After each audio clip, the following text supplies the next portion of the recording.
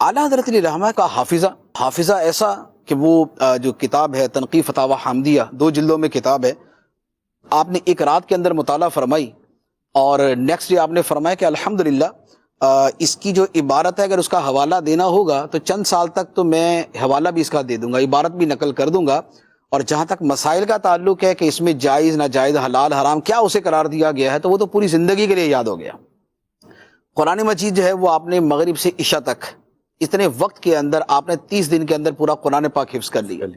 اور کتنی ہی فقہی کتابیں ایسی تھی کہ جن کا آپ کو یوں یاد ہوتا تھا کہ فلاں کتاب کی فلاں جلد کے فلاں صفحے پر اوپر کر کے اتنی سطر کے اوپر یہ عبارت آئے گی۔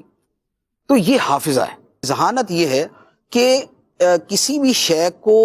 جمع کر کے اس سے نتیجہ نکالنا، یا کسی ایک شے کو پھیلا کر اس سے استدلال اور استنباط کرنا، تو یہ جو تفقہ ہے یہ اس ذہانت کے اندر آتا ہے۔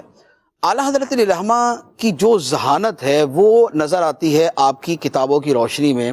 کہ جب بظاہر یوں لگتا ہے کہ یہ ایک عام سی چیز ہے، یعنی اگر جیسے کسی اچھے عالم سے پوچھا جائے تو شاید وہ یہ کہہ دے گا کہ ہاں ٹھیک ہے یہ اچھی چیز ہے، اس پر کچھ دلائل دے دے گا، لیکن دلائل جس انداز میں اعلیٰ حضرت دیتے ہیں اور جس علو شان کے ساتھ بلندی شان کے ساتھ دیتے ہیں اس کا رنگ ہی کچھ جدا ہوتا ہے۔ اعلیٰ حضرت علیہ رحمہ سے مکہ مکرمہ میں سوال کیا گیا علم غیب کے بارے میں کہ نبی پاک علیہ الصلوۃ والسلام کو علم غیب ہونے کے دلائل کیا ہیں، اور اس پر جو منکرین علم غیب ہے وہ آیات پیش کرتے ہیں تو اس کا کیا جواب ہے۔ تو اعلیٰ حضرت علیہ رحمہ نے کتاب لکھی الدولۃ المکیہ بالمادۃ الغیبیہ۔ یہ کتاب آپ نے چند گھنٹوں میں لکھی مکہ مکرمہ میں حالت سفر میں، جبکہ کتاب بھی کوئی پاس نہیں تھی، وہ سفر میں حج پہ جاتے ہوئے بندہ لائبریری تو ساتھ نہیں لے کے جاتا، اس زمانے میں آئی پیڈ تو تھا نہیں، نہ والا موبائل تھا۔ تو اب اعلیٰ حضرت علیہ رحمہ نے وہ کتاب لکھی، اور اس کتاب کو جب اگلے دن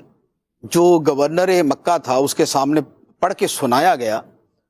تو اس نے اس گورنر مکہ جو ہے اس نے کہا کہ سبحان اللہ، خدا اپنے نبی کو عطا کرتا ہے لوگ انکار کرتے ہیں، یعنی خدا علم غیب عطا کرتا ہے لوگ انکار کرتے ہیں۔ اچھا، اور جو علماء جنہوں نے وہ سنا، بڑے بڑے علماء کہ جو کوئی شافعی جو ہے وہ فقہ کا بہت بڑا عالم، کوئی حنبلی فقی نا ان کے نام ہیں، وہ کہتے تھے کہ اس کتاب سے وہ علوم ظاہر ہوئے ہیں کہ جو ہماری نظروں سے نہیں گزرے تھے، اور یہ چند گھنٹوں میں لکھی گئی کتاب ہے۔ اور آپ یقین کریں کہ وہ کتاب، اس کتاب کی شان یہ ہے کہ اگر میں دعوی سے کہوں نا کہ آپ یہ کتاب 100 درس نظامی سے فارغ ہونے والے تازہ جو بھی فارغ ہوئے نا درس نظامی پڑھ کے 100 علماء کو لائن میں بٹھا دے اور سب کو ایک ایک کاپی دے دیں، اور سب سے یہ کہیں کہ ایک دن میں نہیں، ایک پورے ہفتے کے اندر پوری کتاب سمجھ کے بتا دے اس میں لکھا گیا، پوری کتاب کو سمجھ کے بیان 100 علماء نہیں کر سکیں گے۔ وہ اتنی دقت نظری پہ، اس اعلیٰ درجے کی ذہانت پہ، اس اعلیٰ درجے کے تفقہ پر مشتمل ہے۔ اس ایک آیت مبارکہ جو علم غیب کی ہے اس کی شرح میں جو منطق و فلسفہ کو قرآن کے تابع کر کے اور اس کا غلام بنا کر جو شرح و بس کے ساتھ کلام کیا ہے اس کا جواب کوئی نہیں ہے۔ تو یہ ہے ذہانت، کہ ذہانت کے ذریعے کہاں سے کہاں تک جو ہے نا وہ دلائل کو پہنچا دیا جائے۔ اعلیٰ حضرت علیہ رحمہ کی کتاب ہے سبحان الصبح، بہت شاندار بڑی علمی کتاب ہے، اور یہ تو 100 کی ابھی میں نے بات کی تھا نا، 100 کو بٹھا کے سمجھا دیں، یہ اگر 2-4 ہزار کو بھی بٹھا کے سمجھا دیں گے یہ ان کو نہیں سمجھ آئے گی کہ اتنی مشکل کتاب ہے علم عقائد کی، علم الکلام کی۔